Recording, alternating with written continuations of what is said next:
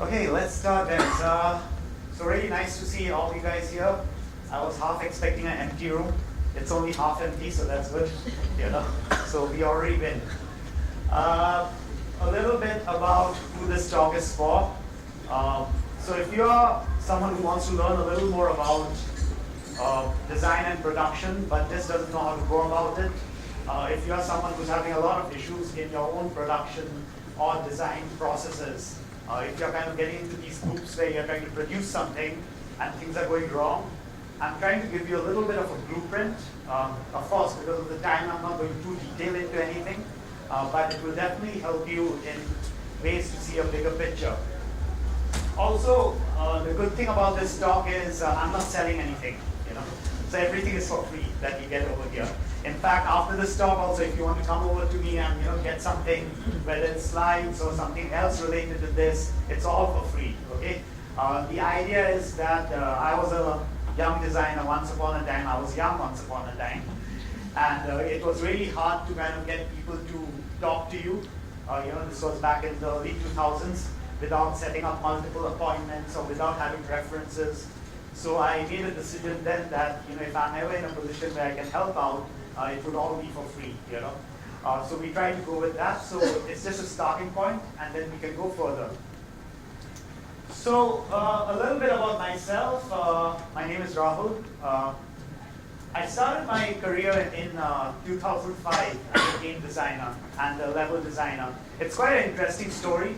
I graduated from something completely not related to game or level design because there were not many courses on game or level design back then.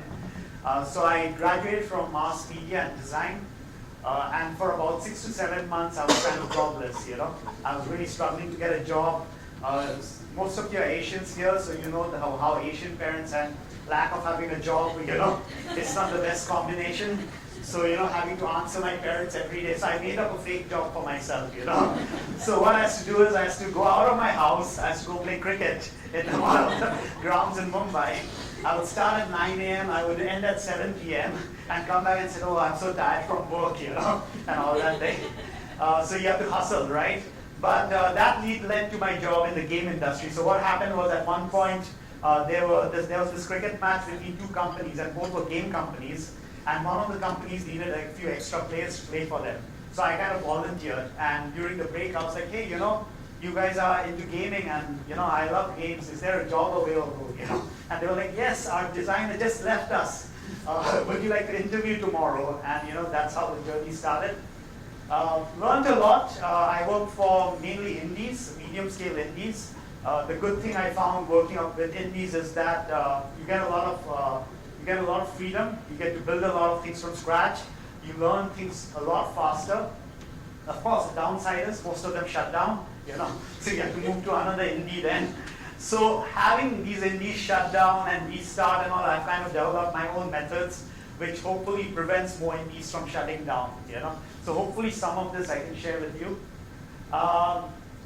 Shipped about 15 titles, all quite different from each other, all quite challenging, so I want to go a little bit into that process too. So, as the talk suggests here, I'll talk about a few cases that we do in DigiPen and a few cases from my personal experience too that have kind of built a cycle in terms of production and design, and these are my philosophies of design and production. And hopefully, you can grasp into some of these and find them useful. But before that, we'll look at a game, okay? And then I'll ask you some questions based on the game.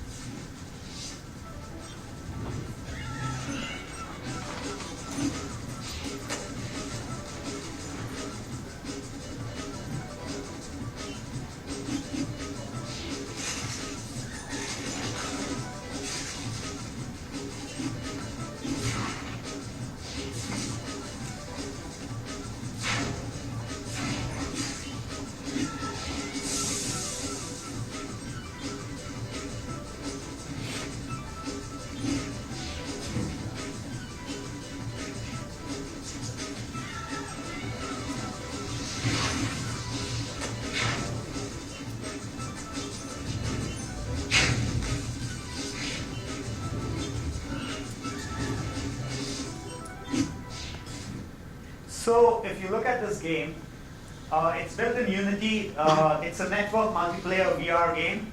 So if you take a guess, right, how many months do you think this game was built in? So there's network multiplayer, which makes it quite complex. There's interactions. There's, of course, a lot of physics involved. So let's say if you're an indie game company or just an independent company, how much time would this take? Half a year. Half a year? Okay, that's one option. It's kind of like, a bit. Any other options? Sorry? 2 months. Okay, from half a year it went to 2 months. That's quite a jump. Any other guesses? How much time would it take? How many of you are leaning more towards half a year? Okay, how many of you are leaning more towards 2 months? Okay, so the thing is, this took about 3 months to build, so somewhere in between.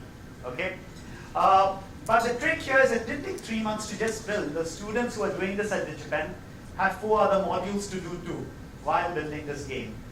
So how do students who have 4 to 5 modules to do build something like this, create a network multiplayer platform in VR, while we still see a lot of companies struggle with building these things when they have half a year or 1 year, right? It's not magic, right? There must be certain processes in place. So the idea of today's talk is to deconstruct these processes and kind of understand how you can make these processes smoother. Okay. So our challenges are normally our teams are very, very small, 4 to 5 members at DigiPen. They have packed schedules, 6 months, and our budget is awesome. There's absolutely no budget to work with. So we work under those constraints, and we still, a lot of times when we go into global competition, we are winning awards in the industry category, not just the student category. So let's kind of deconstruct why that happens, right? But first we have to understand our limitations. It's very important if you're setting up your design team or your production team, understand your limitations. So for example, when I talk to a lot of indies, whether it's games or non-games, I talk to a lot of startups who want to do really cool things. It's very, very apparent sometimes initially itself that they don't understand their limitations. So for example, a startup with no artist wants to create like amazing art in their game. A startup which doesn't have any programmers doesn't only want to learn programming from scratch, but then wants to create an awesome game of interaction from scratch. So these things require years, right? So we have to understand our limitations and then build it based on that. So the first step is for anything, and please feel free to take pictures, anything. For anything, we always start off with a high concept. What is it that you're trying to build at a very high level? So conceptually, what is it that your game or tech is trying to achieve in one line? So for example, Twitter's high concept was messaging within these many characters. Okay, that was it. Okay.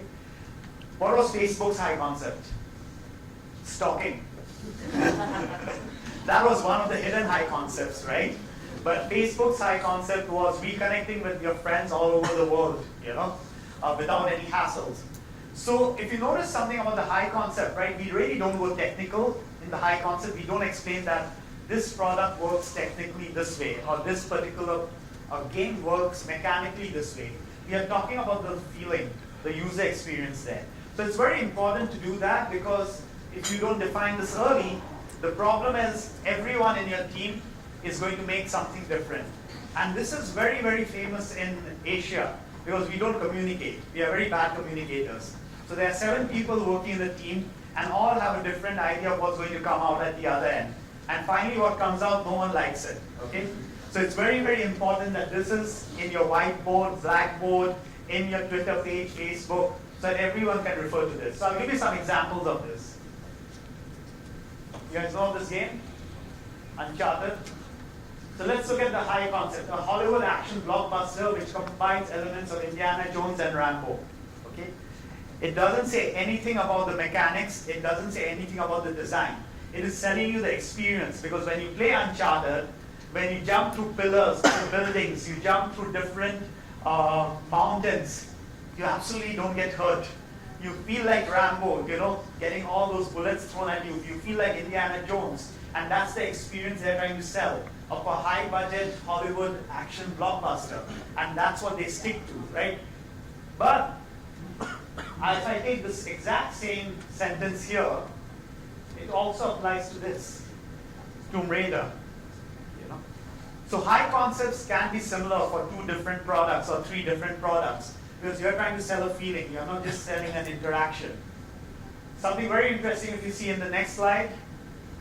So what do you think this is inspired from, this image? Christopher, what's it inspired from? Maybe? Whoa, right? So there's a lot of research done in that sense, right? We kind of pick off from people who have actually built a high concept similar to ours. We try to see the similarities, and we do something called pattern finding. We find patterns in their product, and we kind of try to apply to patterns in our product. You know? So over here, if you look at the exact image too, it's essentially a replica, right? And then they start building off it. So if you play India, or if you play Tomb Raider, the whole concept of the forest, it just didn't come about where one artist was like, okay, let's put this character in a forest and see how it feels. No, their high concept was very, very close to Indiana Jones, Rambo, and the experience they're trying to create. So to give you another example, and luckily we have a developer here who worked on this game, Christopher there. So when Christopher spoke about this game to me, in some words, you know, this is not exactly coding, his whole idea was a VR experience which reduces stress, making you the conductor in an orchestra, something along those lines, right? But actually when he came back with this idea of this game, which I'll show you in a bit, he felt that Singaporeans are very stressful. And he wanted to create an example of, in VR, which has something to do with music, which makes people reduce their stress. Because apparently he was in Australia, and he kind of like, you know, experimented a bit there with things, which we are not allowed to say here. And he kind of had a new appreciation for life, you know. He kind of felt very highly motivated. Okay, so that was the motivation for him and building this. And at that point of time, this was built quite some time ago.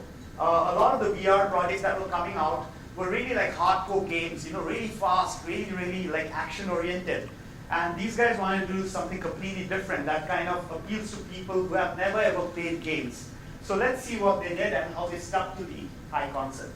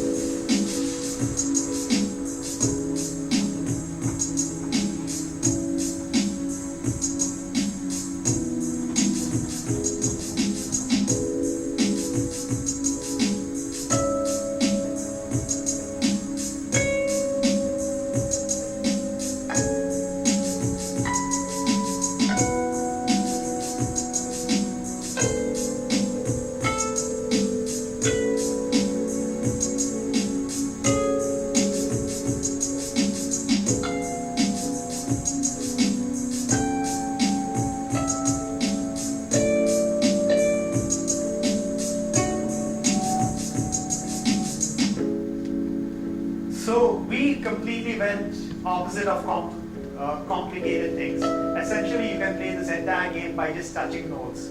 You don't need to be a gamer to do that, because it was in sync with the high concept. Like, in fact, after hearing this music, which Chris composed himself, you know, you can already feel quite nice, right?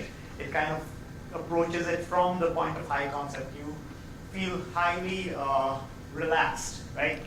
So it's very, very important that we have the same vision as a team of the game or the product that we are trying to build, because I've seen so many teams, and I've been in teams where midway through the production, all of us have a different idea of what the end product is, you know? And that's something that can become a cancer in the team, because you end up building something that doesn't belong to anyone, okay? So every time you get confused, you come up with a high concept, and at the beginning itself, as a team, you brainstorm on what is that essential aspect or that experience you're trying to sell. The important word here is experience. It's not game, it's not product, you're selling an experience to a consumer. The other thing is, don't go for perfection, go for iteration, okay? This is super duper important for everyone. So in my experience of working with a lot of people over the last 15, 16 years, I've had these experiences where, like, let's say I'm working with an artist or a programmer or a designer, and I go in and I ask them, okay, show me your work, right? And they'll cover their work, you know? This is like a 30-year-old, 27-year-old person covering their work like a little kid, you know? I don't want to show it until it's perfect, you know? I don't want to show it to anyone until it's really, really good. Well, what happens then is that ultimately when you actually show it, it's going to suck, because you haven't taken feedback from anyone, okay? The best products are the ones where you are constantly iterating. You are not concerned with perfection. You are constantly building a little bit, week by week, day by day, and you're testing it. There's a cycle, I'll talk about it later.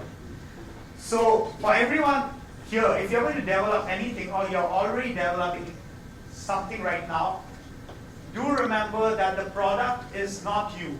Okay, you and the product are two separate things. The product needs testing. Maybe you need testing, but that's a different story, a different kind of testing. But the product definitely needs testing, okay? And we need to work at rapid iterations. So if you're working with a junior who doesn't like to show their work, you have to shake them up and get them to show their work every day.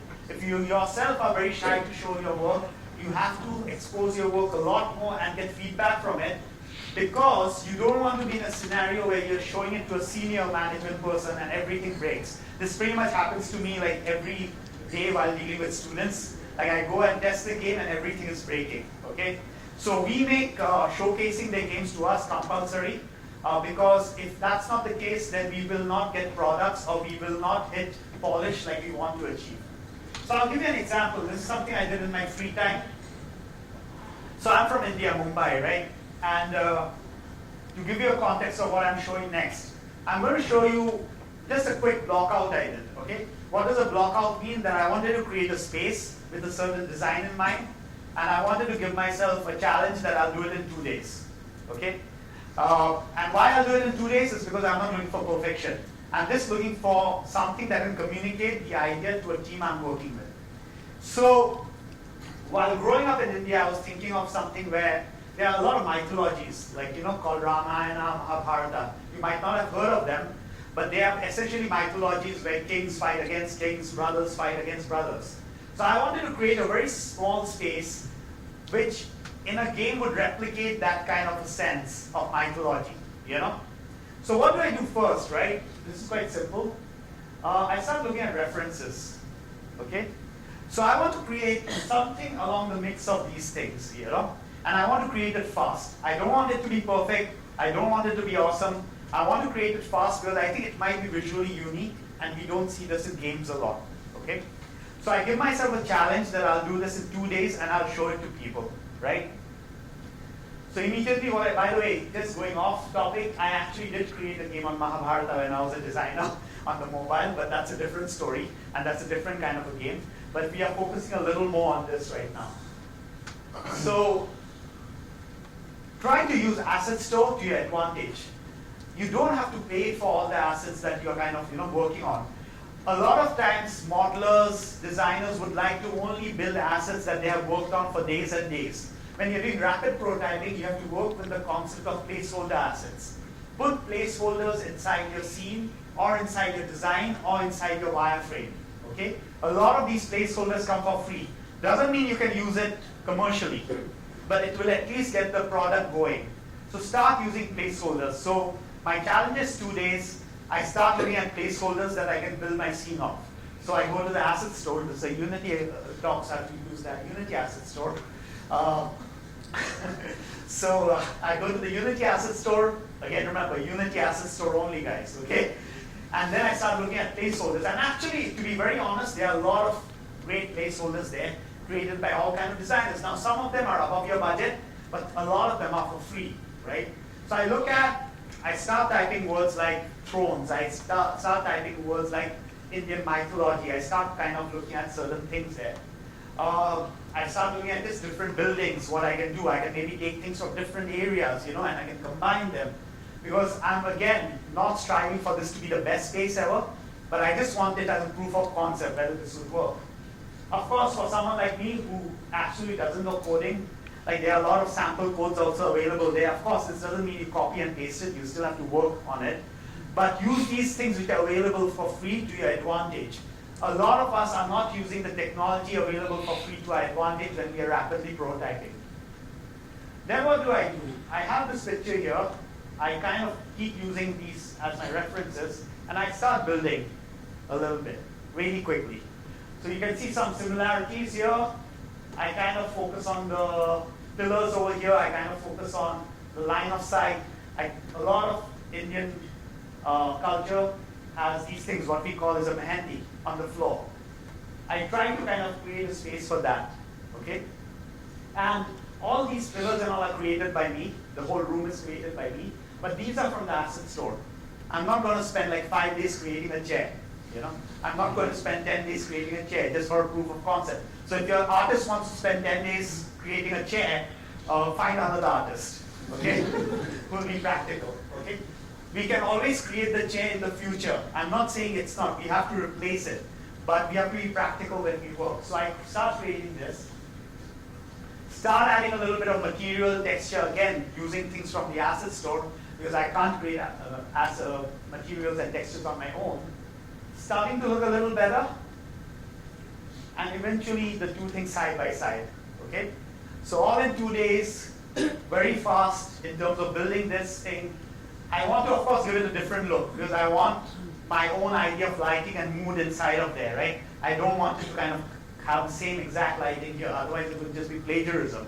But it's the mood I'm going for. So now in 2 days when I have this, maybe I can go to Tomas over here, and I can say that, hey Tomas, what do you think of this? Can we make kind of a narrative-based game on this? Or can we build something off this? And if he says that, yeah, this is okay, but we need to build another bigger room to kind of see how the space management will work when people are fighting, then I kind of start building a bigger room based on that. So I build very, very fast, and I destroy very, very fast, and use free assets, free placeholders to your advantage. Now, one very important thing here, when you're using placeholders, right, I must say this. You see, all these chairs and all are placeholders over here, okay? Eventually, my artist is going to replace this. But it's important that I use chairs as placeholders if I want it to be chairs. I do not use something like, let's say, a bathtub over here, which happens. People use all kinds of random placeholders when they're placing things inside their level or inside the game. Or if you're doing things like wireframing, like let's say I'm making an interface like Twitter in terms of wireframing, you'll all of a sudden see someone use colors and all like, let's say Tinder. It's two completely different things. The idea of using placeholders is use placeholders which are as close to your end visualization as possible. Because if I don't use chairs like this over here and I just use chairs like this, there will be some designer artist who will make a chair like this and put it over there at the end product. It has happened to me before. So I'm speaking from experience, okay? So you have to use accurate placeholders. It's super duper important. And there are a lot of accurate placeholders out there. So we will build fast, we iterate fast. Now you might say that, hey, Rahul, like, I'm not making a level in a game. I'm just making an app. How do I use placeholders? You use wireframes, You use mock-up screens. You do that in Photoshop, Okay, screen 1, the player, the person or the customer logs in. Screen 2, what happens after login, okay? What's the cursors in your product look like? So for example, what's the predominant color of Facebook? What's the predominant color of Facebook? It's not a trick question. yeah, Thomas A+, okay? So simple things as placeholders, right? You can think of your product, what's the predominant color of our product, right? And there's also a reason behind the predominant color. We won't get to that right now, but base your placeholders on the color or the kind of atmosphere that you want to create, not just random. Sound is 50% of design, okay? Any kind of design. If all of you forget everything that we spoke of today, remember this slide. Sound is 50% of design, and if you kind of start mastering sound, you will start creating really good experiences. So why is sound 50% of design? Why sound? I don't want my students to answer, okay? Some of your lips are kind of going up and down. I want people who are not my students or not people working with me to answer. Why sound? Yeah. Awesome. Yep. Yep. Sound is a language of soul. It creates emotions, right? Nowadays we live in a world where we have noise everywhere. So there's a difference between sound and noise, right? But sound is one of the easiest ways to captivate you. To give you an example, how many of you have heard of the game Mario? Almost everyone, right? Has some. So when Mario collects the coin, right? What's the kind of sound that comes out? Ting, something like that, right? How much time do you think it took them to make that sound? How much time did it take for Nintendo to make a ting sound? 2 months, okay. 2 months again, that's the standard answer. How long does it take for a baby to be born? 2 months. Okay. So it took Nintendo 6 months to create the ting sound. Because it wasn't just going into a MIDI file and I like this sound and I'll put it here. They calculated the sound frequency, how it affects our brains, how we want to kind of collect the coin again. There was a lot of research done. Ask yourself questions. I know I'm going a bit off topic. Ask yourself a simple question like this. When you open up Facebook, right, or LinkedIn, why is the notification in red? Is it a random color chosen? Why do you want to click on that red notification? Dawn, why do you want to, like she spams us with LinkedIn and Facebook messages. Why do people want to click on the red notification? It looks important, yeah, true. They have discovered this in a research that the human mind, when they see red, has to react. You know, either press it or run away from it. Okay, so it's an unavoidable color. So sound is like that too. We have to react to sound. So I'll show you a game here where, if you look at it just as a game, it's quite a normal game. But through sound design and through dialogues, they completely change the experience of the game. Not just that, they created their own language, like minions have their own language, right? These students created their own language in this whole game. And let's have a look.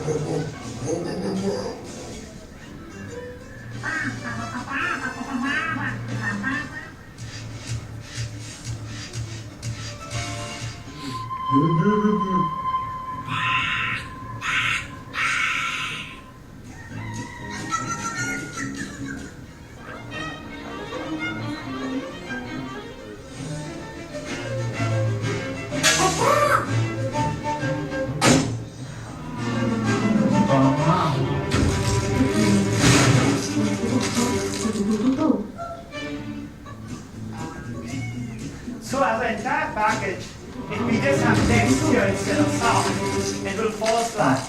Okay? And for our generation, there's really no excuse to not record sound.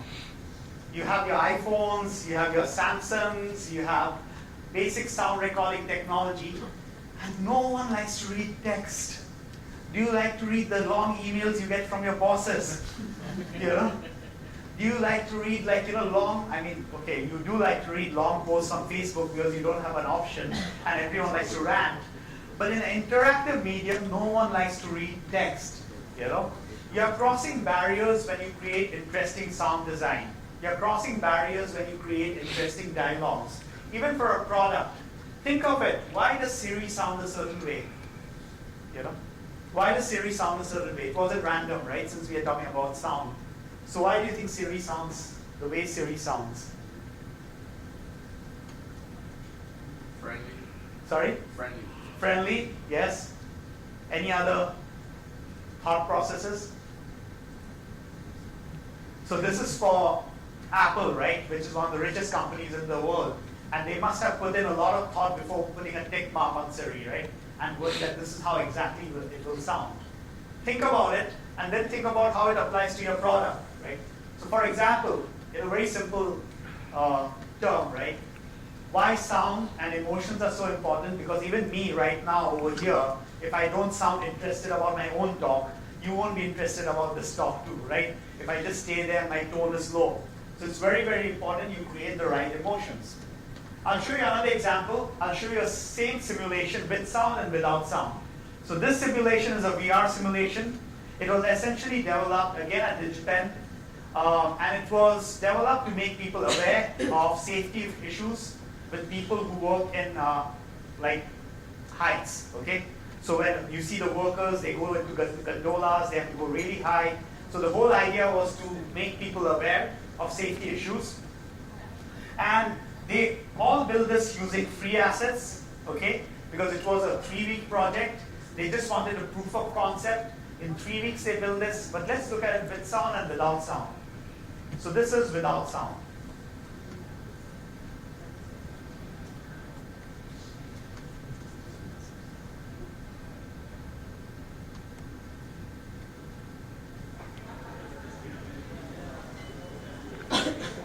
So kind of all right, but we don't really get a concept of height really, right? I mean, we can see things are getting smaller and everything, but we don't really understand the magnitude of the situation. So things are getting really, really high, but we don't kind of have any feelings or any emotional reaction towards it. Let's look at the same version with sound.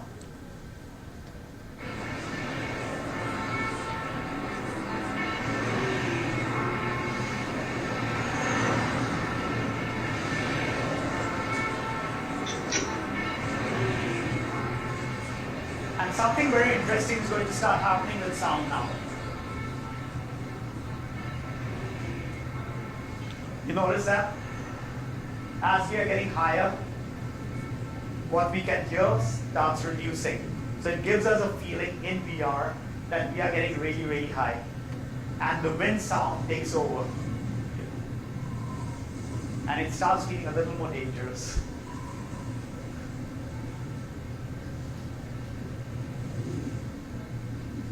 And I can see some of you kind of getting a little stiff, which is the intended purpose.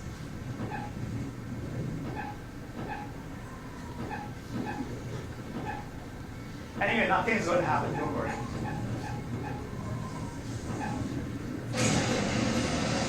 Except that. So, there's a win version also, don't worry. Like it has different versions of it, so you do get to survive. But the point is that the whole experience can be lost if we don't implement sound early, because we can't implement a lot of art. So the cycle we are looking at, and this is really important, is high concept, placeholder asset code, iterate, test, go back to your high concept, and see whether you have achieved it.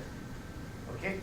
Don't move beyond this until the entire team is confident and believes in the product you're building. So you come up with a high concept, you immediately start having placeholder assets, code, You start working on it, depending on your product. Some of you might not require code, it will be wireframing and mockups. You start iterating rigorously every day. You iterate a little bit. You test it with your target audience, and you come back to the high concept to see whether this actually works for you. Okay? What you don't do is don't add new features during this period of time. Don't add new art. Don't wait for perfection. And the most important thing, please do not skip testing. So, some problems over here. As a young designer, I can understand that. This used to happen to me all the time. I would go through high concept. I would go through placeholder art assets code. I would go through the iteration. And when it comes to testing, because I'm insecure, I would start adding features. Because I feel the more I add, the more things will get better.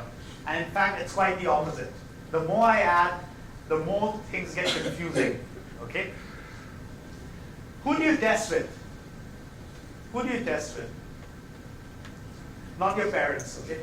Your parents will always love your work. Who do you test with? Target audience. Target audience, yes, that's one thing. But let's say if you don't have access to your target audience.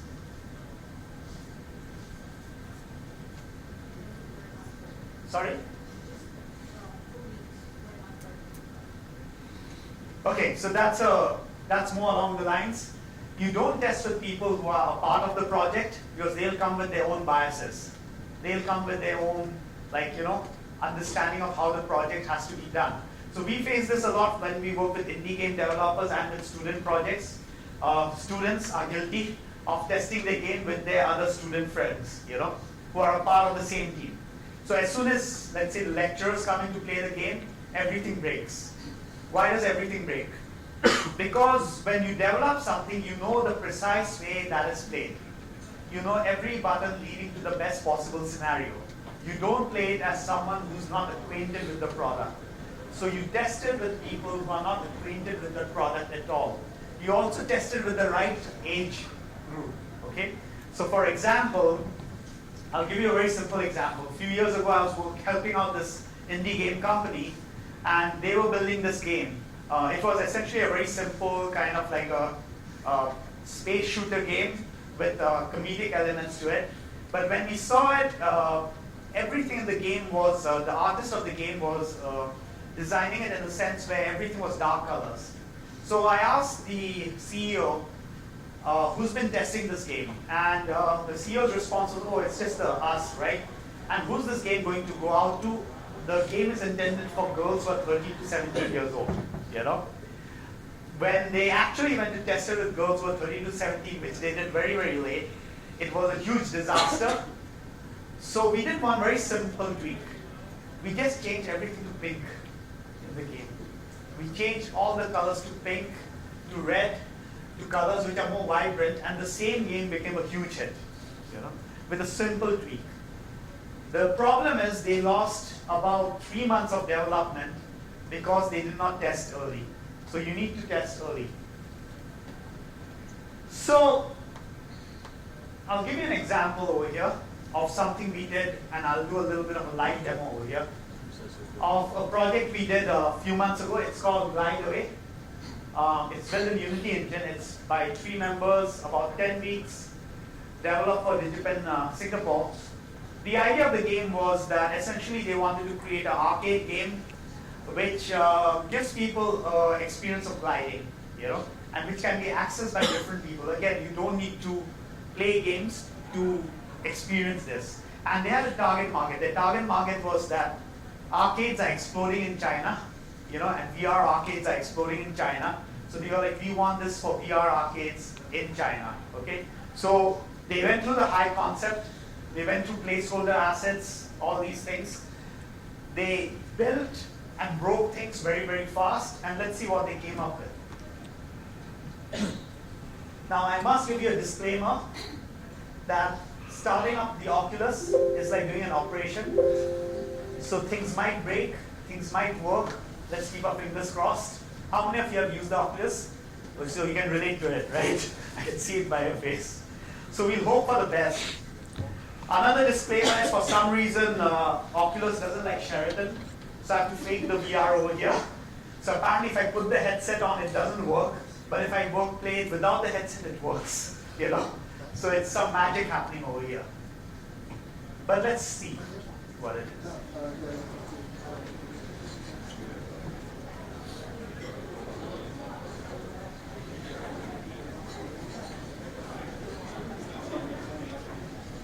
It's okay, it should be. He's very nervous because he was helping me the whole day to figure this out.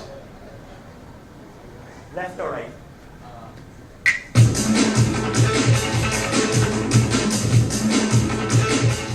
Sorry about that. Yay.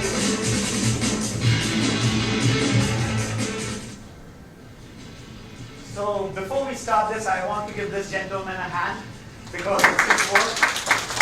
Make sure that you can see the screen, right? So Wingsuiter was the final name. So let's look at it from the high concept of all these things. So this has to be deployed in China to an arcade machine, right? So all these are based on the initial design. So we are not going very fancy.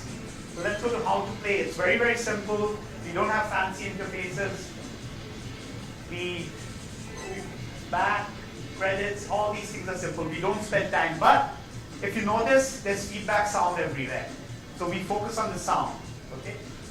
When you play it, it almost hangs, which wasn't happening before.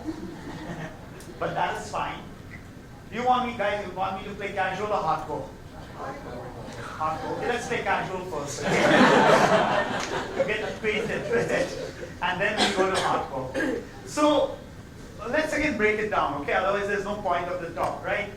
So all these snow and all that you see over here, they started off as placeholders, but they were looking like ice kachang when the designer got it there. So I told her to work a little more on it and develop it a little more, because it, like placeholder cannot just look like any random placeholder, right? So in terms of themes and everything, we kind of set it very early. All these gold coins are available for free because we just wanted to build the experience. And we wanted to feel very welcoming for kids and families who would be going there, because we found that most arcades have shooters, you know, and most arcades have these games which are very much for, let's say, a certain like age group of boys. So we wanted something that's a little more gender neutral and can be accessed by everyone. So as you can see over here, it's very, very simple at a casual mode. All you do is just glide. You don't do anything.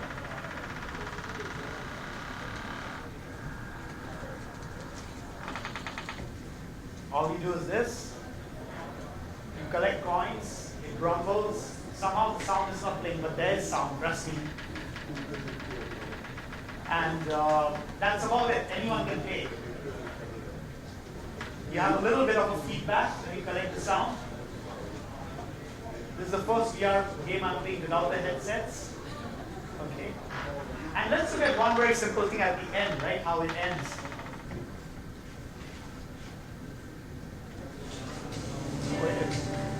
Let's try this. Hey, copy Nintendo. This is not what I said. And we want to go and hit that yellow bar.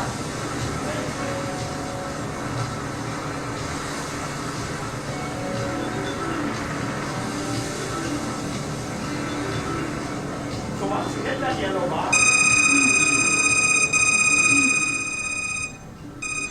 we have a scoreboard comes up, which is a little unethical too, because we are using the mechanics of gambling over here. The way the numbers go and the way the sounds are made. So there's a lot of psychology used over there, you know. And then you get a star and you want to play it again, you know, hopefully. But again, look at it in terms of iteration as a project, which you think about it like, I want to prove as a company that we can do VR projects, you know. I show this in 10 weeks to 3 to 4 different clients along with other projects. And I kind of prove that we are capable of doing this project. So let's play the hardcore mode and see what changes. The difference in the hardcore mode is I can go down and I can go really high. And when you go really high, it gets really nauseating. Okay. The controls are also not very forgiving. So I crash onto these guys. I crash on over here. But if you notice something interesting, right, I'll just play it like this. And I know it's kind of getting disoriented. I want to show you guys the imperfection here. There's no lose condition here. And that's also deliberately implemented because we don't want families to feel like that when you lose. Let's try to bump into a snowman and end the demo. Okay, this guy. Maybe I'm a bit too good at playing this. Oh, sorry, I'm just getting addicted. So, coming back to the talk, if there are a few things to end the talk with, because we are kind of almost at the end, is come up with your high concept first. Okay? The high concept is something that everyone in the team knows and recognizes and understands. Secondly, don't look for perfection.